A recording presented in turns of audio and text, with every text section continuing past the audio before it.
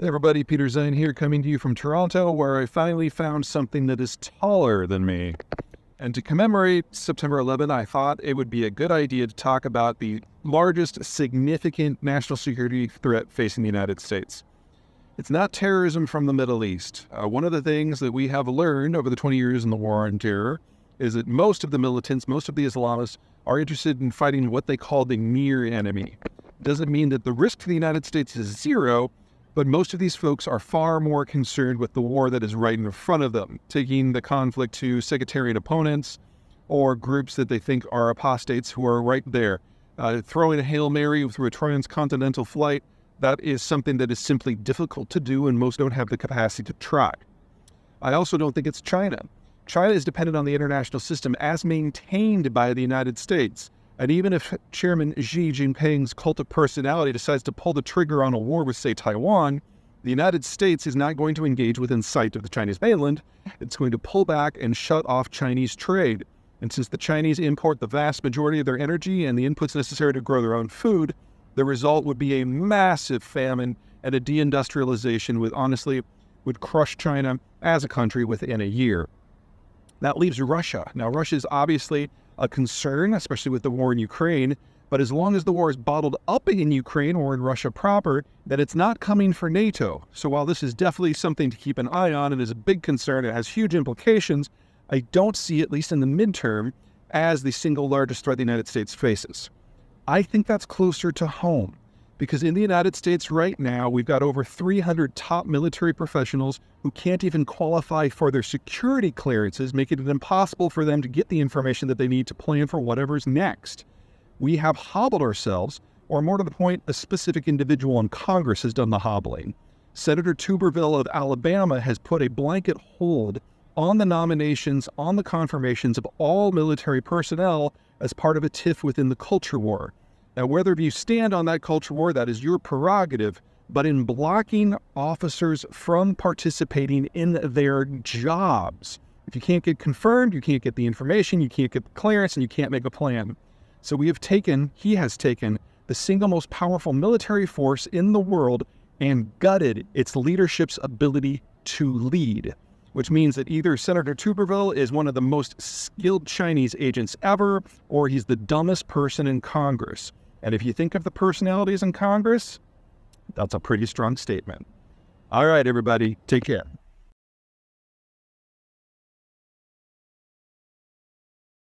Hey everybody, Peter Zeihan here, coming to you from Colorado, and today we're going to talk about another way that China might die, and some other things. Now, for those of you who are familiar with my position on China, no surprise, demographics are in advanced stages of collapse. We're looking at the final decade of any economic model that humans have ever invented being able to work in a system where they're simply running out of people. That's before you consider that China is the country most dependent upon the U.S. Navy to keep the sea lanes open, and is completely dependent upon imported raw materials from a world away and markets for their products that are also a world away. So there's nothing about this that is stable. But I'm talking about a much sharper, shorter end. I have never been shy about my respect for the U.S. Navy and its ability to shut down and destroy the Chinese system in a very short period of time, measured in days to weeks, simply because the Chinese don't have reach or range. There are other countries that fall into that general category. Japan has a blue water fleet with more range than China, allowing the Japanese to shut down the Chinese system without getting anywhere close to them. India sits astride all of the trade lanes between Europe and Asia and the Persian Gulf and Asia, so they can easily shut off the energy connection. And with the new security deal between the Americans, the Brits, and the Australians now have mid-range cruise missiles air-launched that can shut down the Strait of Malacca. So the Australians can do it too. But things have changed now so that even a small group of Marines out of the United States can do it. Now, the Marines are some terrifying folks. You definitely don't want them to be on the other side. But one of the things I love about them is because they don't have their own independent research budget to develop ships or tanks or planes or whatever that, they tend to use hand-me-downs from the other services, and then they innovate and do a little bit of a redesign and repurposing and find fundamentally new ways to use the technology. And basically, what seems to have happened in Washington is some high up in the military said, we've seen what the Marines can do with a rifle or a tank or a ship. Let's see what they can do with a Tomahawk missile.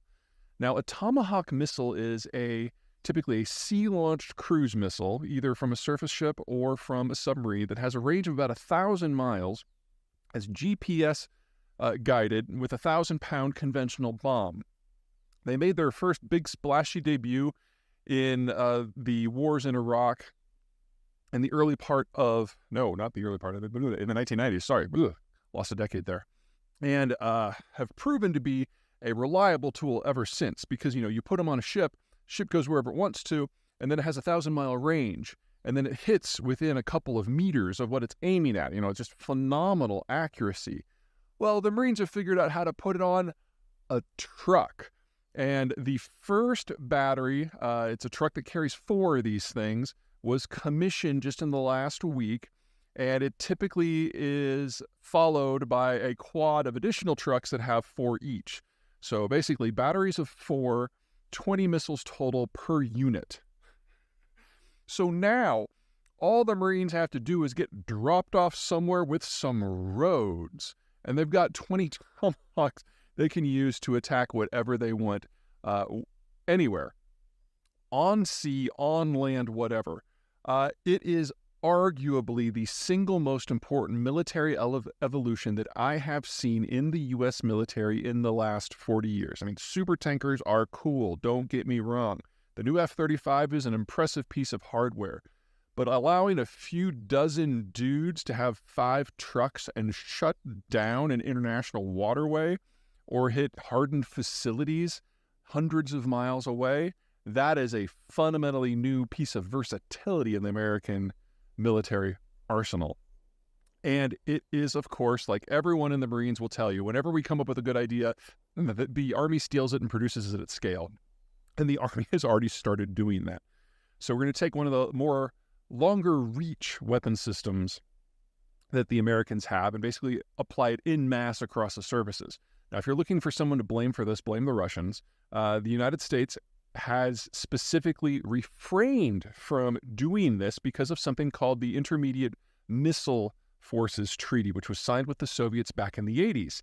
And it basically said that the United States and the Russians would refrain from developing land-based intermediate-range missiles as part of confidence building. But over the last 15 years, the Russians have bit by bit backed away from that treaty before basically abrogating it altogether a few years ago. And that freed the United States to follow in their footsteps. Here's the thing, though. When this first went down, everyone was talking about the weakness of the United States, that we had specifically hobbled ourselves in a specific technology, which was true. The Russians' research budget is less than 1% the size of the U.S., and the Russians going into this didn't have a very good intermediate missile technology force in the first place. And as we've seen in the Ukraine war, it's not performing to snuff. The Chinese, of course, were not bound by this treaty, and so they were researching a lot of things in this area. But now, here we are less than 5 years later, and the United States is in the process of mass expanding a well-known, well-functioning, very high-performing weapon system in mass across the Marines first and then the Army. This isn't a contest, folks. And we've already demonstrated that we can produce these things at scale, and now we're deploying them at scale too. So, I guess the lesson here is if you want to get out of a restriction that the Americans have put you in via treaty, just keep in mind that the Americans will also be removing those restrictions from themselves. They have a larger military, they've got more money, they've got more technology, and ultimately they can research and implement solutions a lot faster than anyone else. And so we have. All right, that's it. Take care.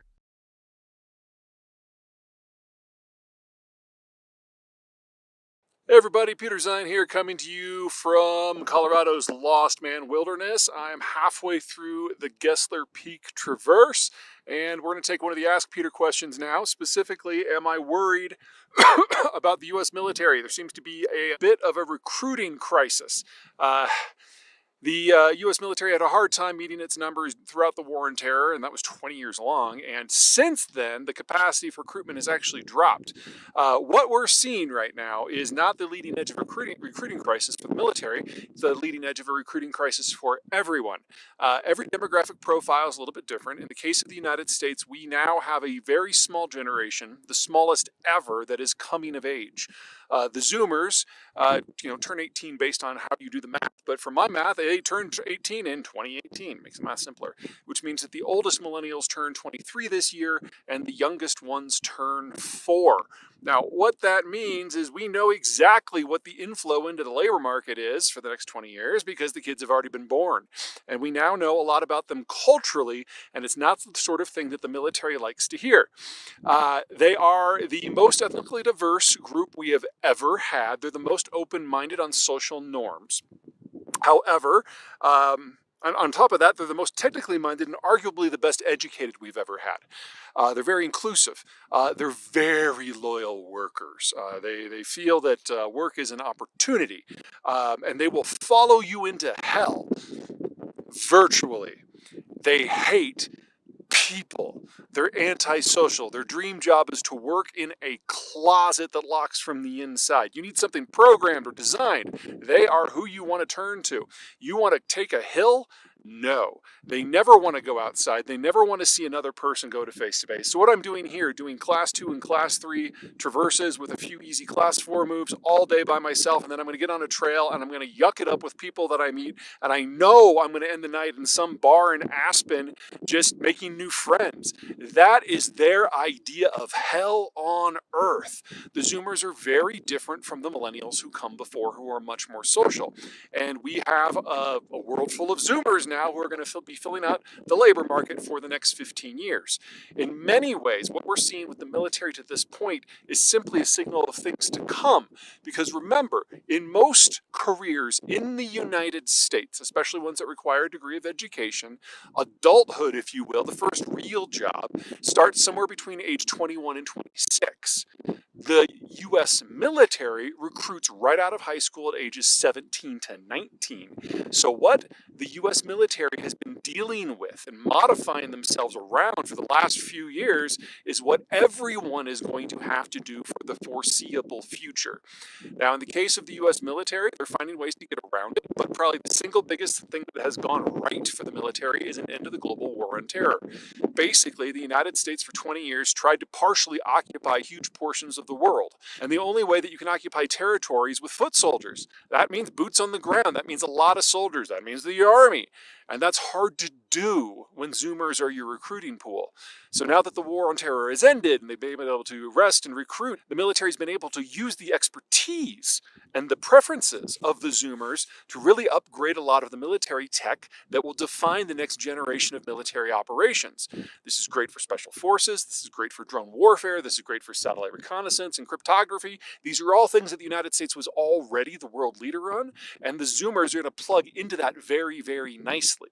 But if the United States gets involved in another mass military operation where we have to deploy 1 million troops, that's a very different picture.